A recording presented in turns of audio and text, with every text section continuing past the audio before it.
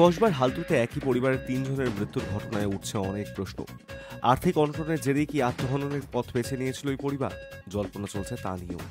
ইতিমধ্যেই গ্রেপ্তার হয়েছে মৃত সোমনাথ রায়ের মামা মামি।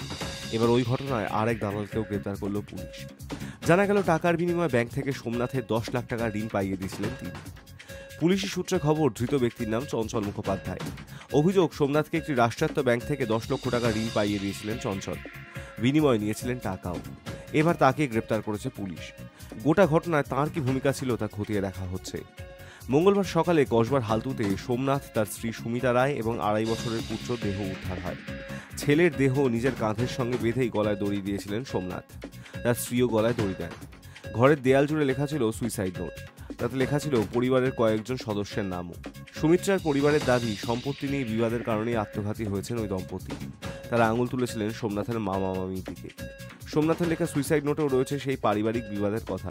তবে প্রতিবেশীদের একাংশ আবার পাওনাদারদের কথাও তুলেছেন। তাদের দাবি, সোমনাথের বাড়িতে পাওনাদারেরা আসতো। সবটাই তারা শুনেছেন, তবে নিজ চোখে দেখেননি।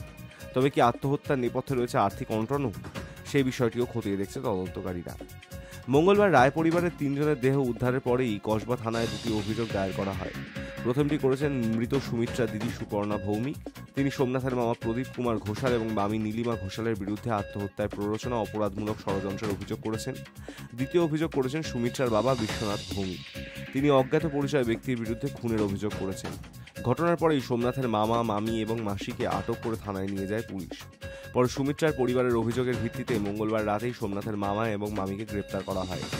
এবার দ্বিতীয় অভিযোগের তদন্তে গ্রেপ্তার হলেন চঞ্চল। High news network.